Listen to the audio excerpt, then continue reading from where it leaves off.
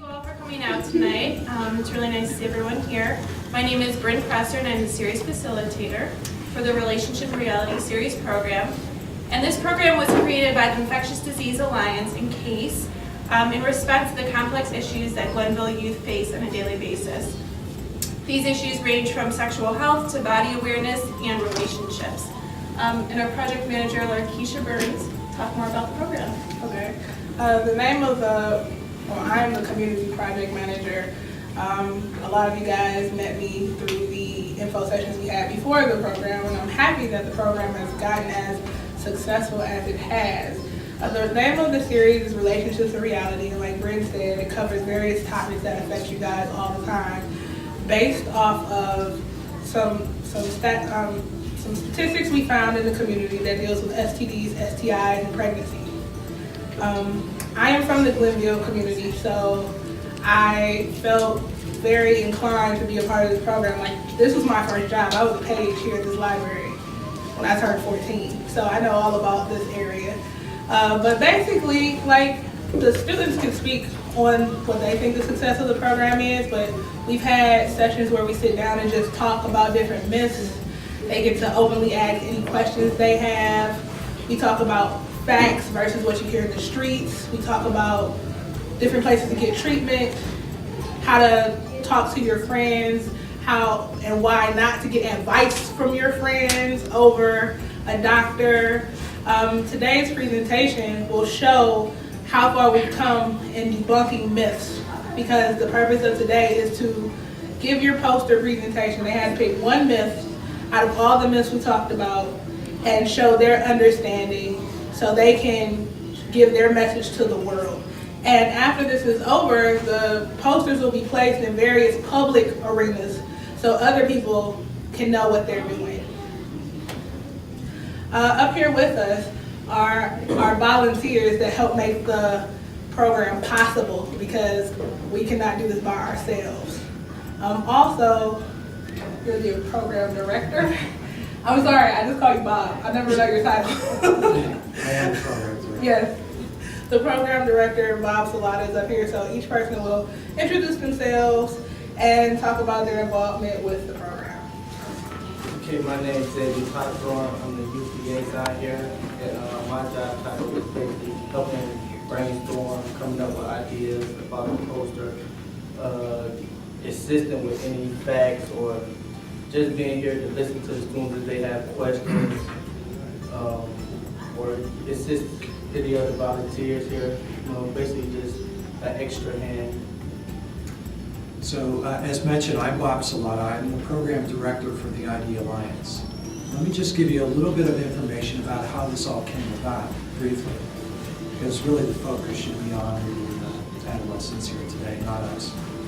But a couple of years ago, with a new president coming into Case Western Reserve University, there was an attempt to identify the strengths throughout the university. One of those are infectious diseases. And infectious diseases is well known there for the clinical care that we give to patients, including those with HIV, STDs, transplant infections, you name it. But as well, our research has been very, very strong. However, most of our research has been done either at the hospital setting or internationally. We're really well known for our work in Africa and places like that, and at some time we'll let the children know about that as well, because it's interesting in and of itself, and they're curious.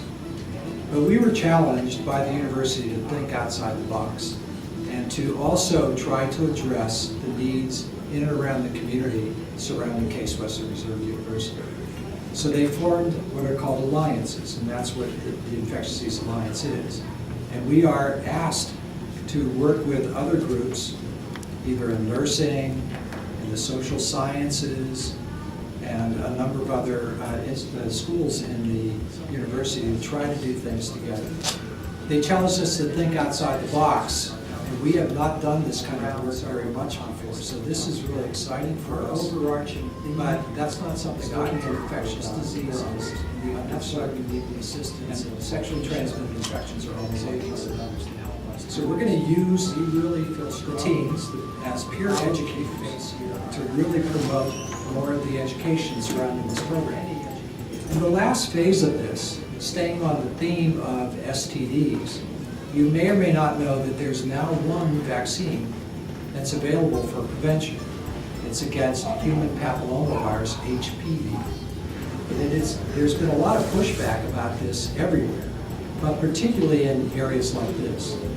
Some of it revolves around the fact that there's not a lot of education about what this is, what it does. You should know now that it's not only recommended for girls, but for boys as well. And it is the first vaccine available to prevent cancer.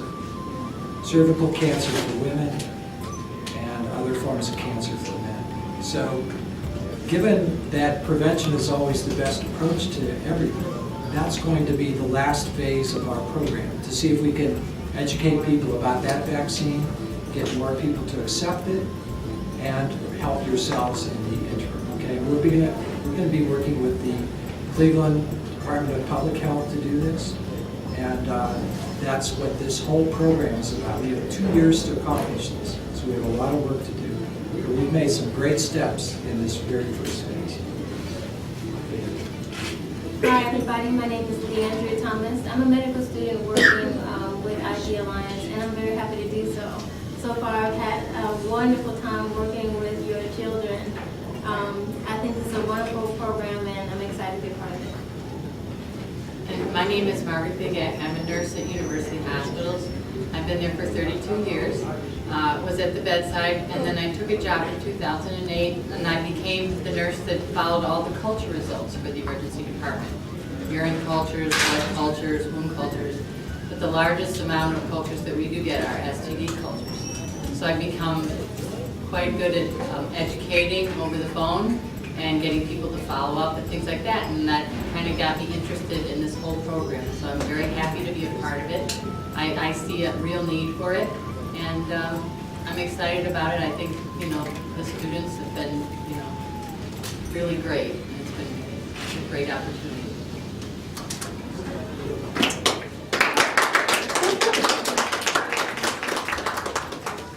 I kind of want to explain a little bit how this goes. They'll do their presentation, which is 2 to 5 minutes. Hello, I'm Anna, and I'm a sophomore at Condoms. I'm Lucy, and I'm a sophomore. I'm Cashin, and I'm a sophomore at Glenville High School. Today we'll be presenting on the myth that condoms always protect you from STDs. So the image that we want to display are the different kinds of sexually transmitted diseases that you can catch if you don't use a condom properly. We use these figures to show different types of STDs, such as chlamydia, syphilis, herpes, gonorrhea, human papillomavirus, genital warts, HIV, AIDS. In the 1700s, condoms was created by animal intestines.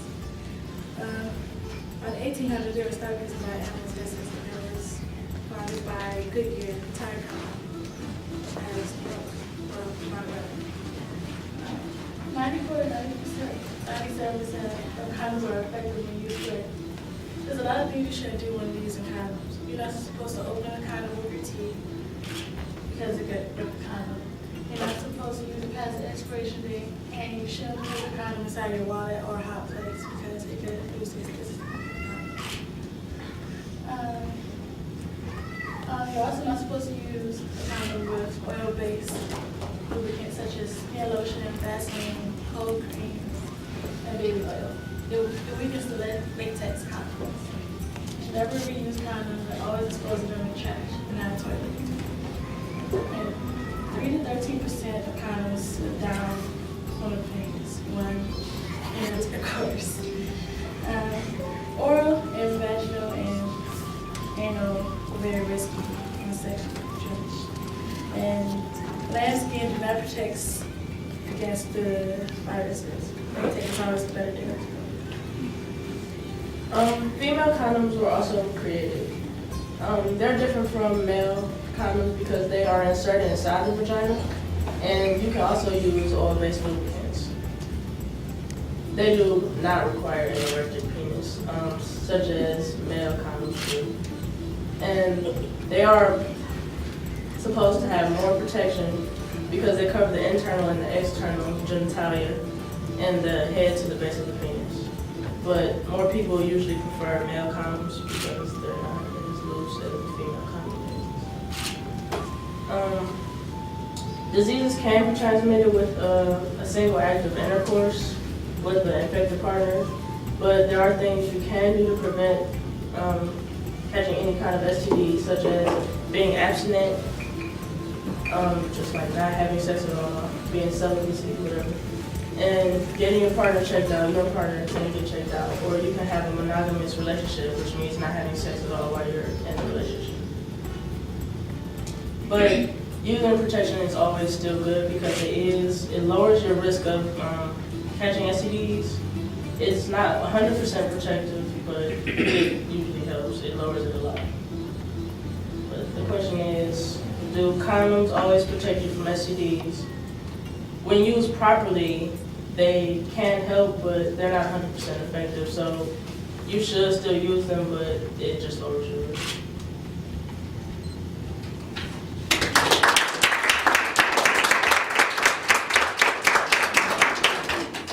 So are there any questions that you guys have? First of all, great presentation. Secondly, so you said condoms do not always protect from STDs. What kind of STDs do condoms not protect against? Skin contact STDs such as herpes and genital warts and things like that. Could be wise. Any other questions? Can you always, do you always have to have like a lesion, like a herpes in order to pass along? Herpes, I think you can be a carrier and actually have the full-blown herpes disease. The amount of virus that you can give to others is greater if you have an active lesion or sore. But even at times when you don't have the sores, there may be some virus present. So, as you just indicated, nothing is 100% right. Any other questions? You mentioned the vaginal condom, and you said something about oil-based lubricants and vaginal condoms. I didn't quite hear you. I just wanted to get that. In female condoms, you insert it inside the vagina, and you can use oil-based You can. lubricants. You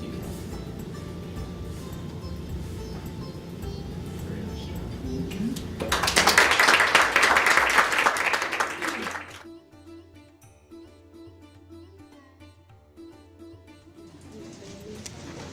Hi, my name is Toraya. I'm a senior at Glenville High School.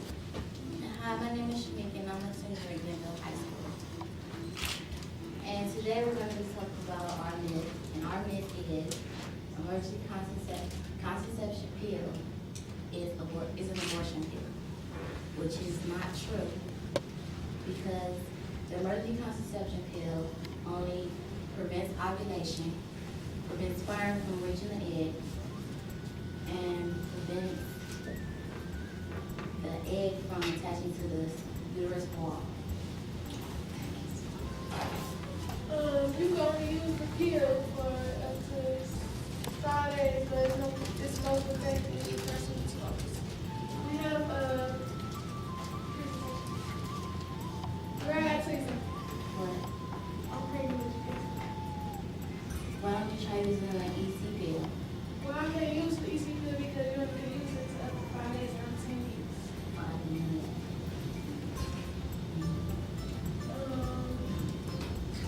Any questions? So what would be circumstances where this would be best used as the emergency contraception? If rape or The condom breaks. unprotected sex and birth control. How and where can you get emergency contraception? You can get it You can get it from most over-the-counter pharmacies. or you can get it from your doctor if you're 16. But if you're 17, you can get it 17 or you can get it.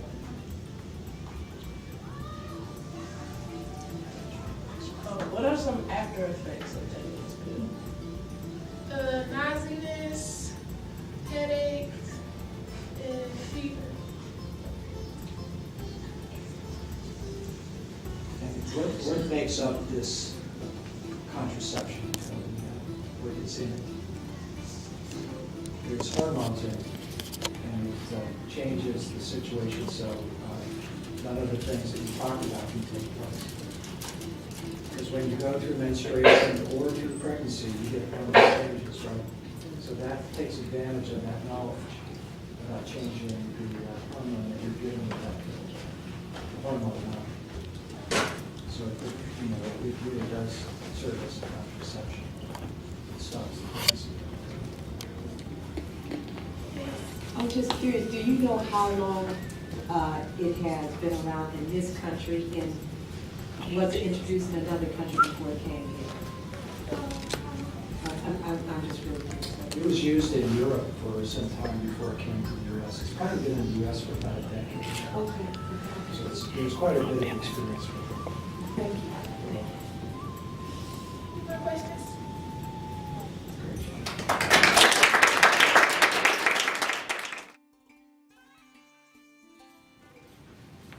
Hi, my name is Alexis Armstead, and I'm a sophomore at Glenville High School.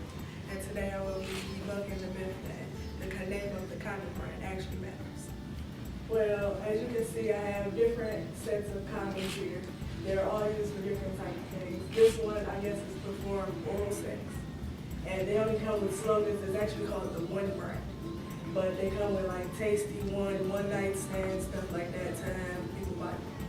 Then you have the Trojan, which is to perform like if the male penis is a lot bigger, then they wouldn't want to use Lifestyles because I guess it's smaller. Lifestyles is a condom that you can get at the clinic, and Durex is supposed to be a cheaper brand of a condom that you can still buy at the store over the counter. Today I've heard a lot of different things about condoms and how male condoms are the most effective, but in reality you can use female condoms as well, you just can't use both of them at the same time. All condoms work the same way if they're made of latex, however they do have lambskin and plastic condoms. Lambskin is something you won't want to use because it has pores, which STDs can sink through. Plastic condom, that's if you can use that if you're allergic to latex.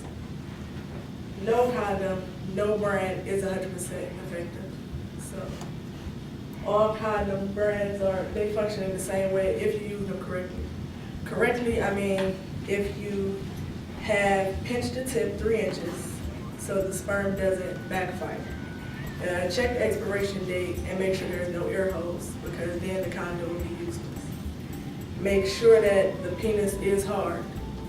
And for last, put the condom all the way to the base. Any questions?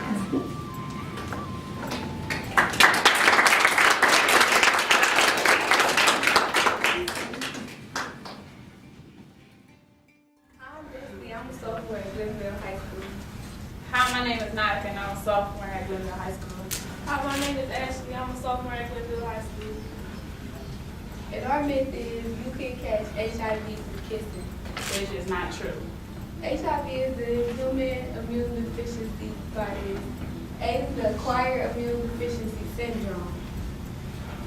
You can get HIV from blood, breast milk, vaginal fluids, retail, and semen. You cannot get HIV from feces, happy fluids, saliva, sweat, tears, urine, public restroom, or vomit. You can prevent getting HIV by asking your partner have they been tested, abstinence, or just using a condom. And you can also get tested at John Glenn Smith Health Center. Our poster is basically showing facts about how you cannot get HIV from kissing. You can also get HIV or AIDS needles. But you can get chlamydia or gonorrhea from kissing. And that's because like if you decide to have oral sex And then you kiss someone and they have chlamydia or it can be gonorrhea, on the back of your throat. you can get it. And unprotected sex is the most common way to get HIV. But the best way to prevent it is to not have sex at all or to use condoms. Any questions? So one other that can be transmitted into the mouth would be warts. People can present with warts just like they do in genital area, by the way, after oral sex. Syphilis is another one that can be also transmitted that way. Sometimes people have the manifestations, the sores in the mouth from syphilis, not necessarily only in the genital area. But everything else you say is true. Actually, we talked about this the other day. Sometimes we use saliva to diagnose HIV.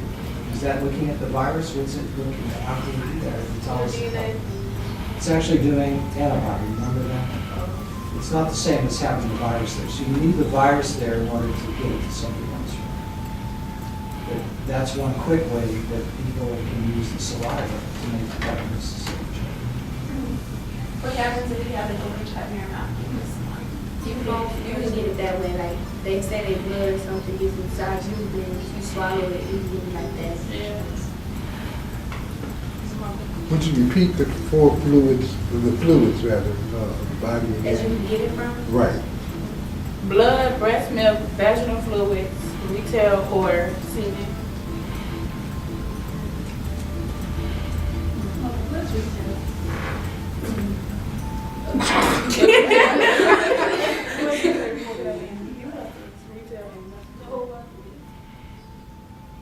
Oh, it's like anal, like when you doing it, like anal wise, like the rectum stuff that come. Yeah, Rectum, that's what I'm saying. Any other questions? No, I was gonna ask what is retail. Any other questions? Thank you. Hi, hello, my name is Sia Roundtree. I'm a senior over at Glenville High School. Hello, my name is Betty Wilson, and I'm also a senior at Glenville High School.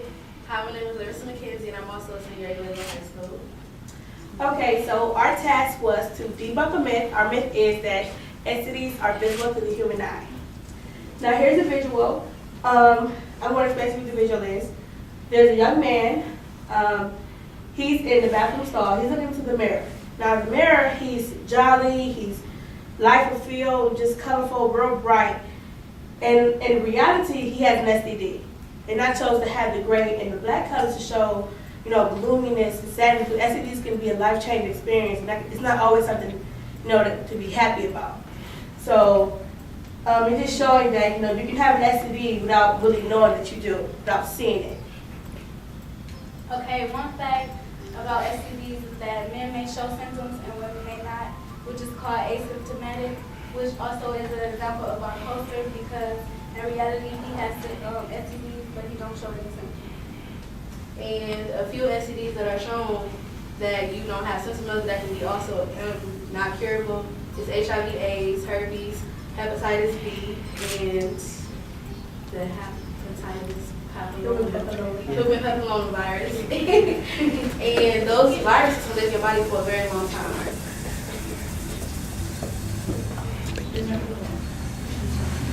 And with what she said, many of those viruses, many of those diseases can be treated, but they're not curable.